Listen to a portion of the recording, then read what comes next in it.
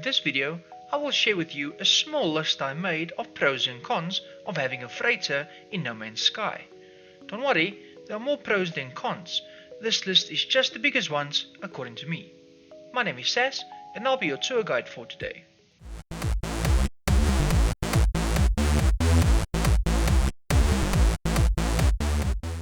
As a small reminder, I do stream on Twitch Mondays, Wednesdays and Fridays, and some weekends. Feel free to join. I also have a Discord if you want to help build the community. The links will be in the description down below. So, back to the reason why we're here. Let's start with the benefits. So the first benefit of having a freighter is a freighter has a lot of space, just waiting for you to do something with it. You can build general technology like medium or large refiners, a galactic marketplace to sell all the goodies that you've collected, as well as some generators like a health generator, as well as the shield generator. You can build a bunch of portable technology as well, like a portable refiner, a salvage data research unit where you can research some technologies that you can unlock or buildable technologies, as well as a save beacon. The save beacon of course is deployable anywhere and you can save anytime. The portable storage units you can also store stuff in if you haven't learned the largest storage units yet. That is however learned quite early on when you do missions for the Overseer, and that's of course with the technology terminals. You can also build a bunch of farming elements. That is the hydroponics trays where you can grow your plants that you want. My suggestion is grow particular plants, especially the gravitino balls that can make you a lot of money. And as well you can build frigate control rooms. This is where you communicate with ship captains and also debrief the lead captain after a mission. Sometimes the ship will get damaged during an expedition, and this is where you talk to the captain, assess the damage and decide whether they should return or continue on the mission. My personal opinion, I always say return. You can lose a frigate quite easily if you say continue and it's damaged. It's just not worth it. And as mentioned earlier, you can build big storage container units. These will be linked to the storage container units that you build on a ground base. So the number 0 to 9, you can build one of each.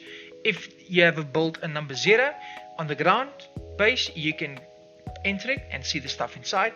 On the freighter, if you go into 0, you will see the same stuff. That's a good way of linking the stuff on the ground base to the stuff in the freighter. On to benefit number 2. A freighter has its own storage space, similar to a starship or an exosuit, and it's quite big.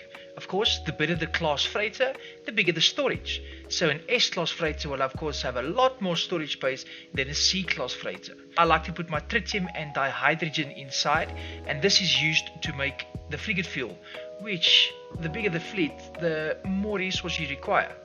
Also, you can build technologies for the freighter, which makes it able to hyperjump to different star systems. All the goods returned from frigate expeditions will also always be in your freighter storage as soon as you do a debrief with the captain. And there you can then take the items that you've received and then move it to where you want to move it to.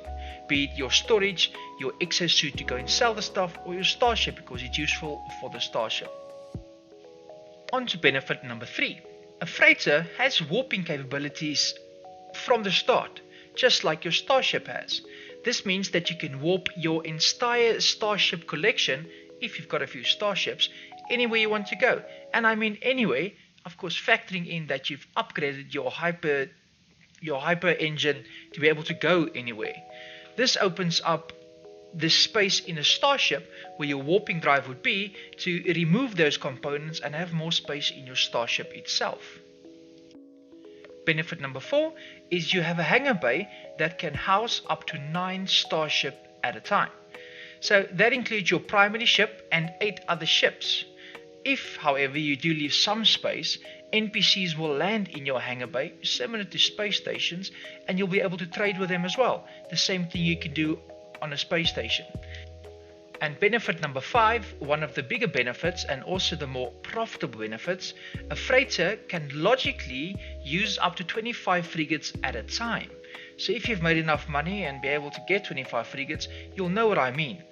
You can have 5 expeditions at a time, and each expedition can have 5 ships assigned to it at a time. That means that if you have a trade expedition with 5 frigates specializing in trade, that will make you bucket loads of money. Try and find a nice balance between the frigates that you do recruit. So have a couple of trade ones, a couple of exploration ones, a couple of science ones, and then a couple of combat ones. This is useful. This will make sure that you have bucket loads of money. Wouldn't that be nice? Now we move on to some drawbacks of having a freighter. These aren't major drawbacks, however I do want to create some awareness so that you know what to expect. Drawback number 1. You will need to keep a lot of dihydrogen and tritium in your freighter storage. I keep it there just for ease of use.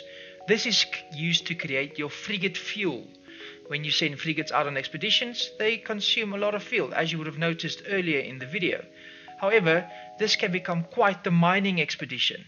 Or of course, if you have enough credits, or units rather, just make sure you can buy a lot of these things when you get the opportunity. If you see tritium, dihydrogen or dihydrogen jelly, buy it immediately, without fail. Moving on to drawback number 2. You can't build a complete base in a freighter. There are many technologies that you can't build. You can build a lot of useful things like the refiners. However, if an expansive base with all the bells and whistles is your goal, rather make a planet base your main base. And sticking with technology, drawback number 3 is regarding technology, the teleporter or transporter. You would have noticed under the general technology earlier that I couldn't build it. That means that you can't immediately teleport yourself from your ground base or from a space station onto your freighter. Later on, you do get a matter teleporter, but that costs a lot of salvage frigate modules to be unlocked, which again leads me now to my next drawback, salvage frigate modules. These are modules used to upgrade your freighter and are found on frigate expeditions. They are few and far between, and freighters need a few of them for any decent upgrades. I've done my fair share of expeditions with my frigates and have only ever received 2. Now that could make me unlucky. I do hope you have more luck, but my suggestion is stick with your starship as your hyperjump transport, as you can unlock these things without having to rely on pure luck. And this brings me to my last drawback that I'm going to list today. To use the freighter as your primary hyperjump ship, you need to land on it every single time. This isn't such a bad thing, but it is very time consuming. To land the freighter, run up to the bridge, open the map, find the place you want to jump to, and then jump. Not difficult, but time consuming. And if you're like me, you don't have time to waste. You've got planets to conquer and pirates to slay. This is the second reason why I would rather have my starship do my hyperjumping. Once in the new system, you can always summon the freighter if you require in the normal quick menu. Overall, a freighter is a wonderful thing. It can make you richer every day of the week, as long as you send out your frigates every day of the week. I hope this video helped you in making your freighter be more useful and more profitable. Comment down below if you think I need to add more pros and cons to my list. Don't forget to hit that subscribe button and the bell icon to get notified when new videos are uploaded. Remember, I stream on Twitch every Monday, Wednesday and Friday. As said earlier, the links will be in the description down below, as well as my social media and my Discord channel. Join, feel free. And that's it. I'll see you later, and remember, good luck, have fun.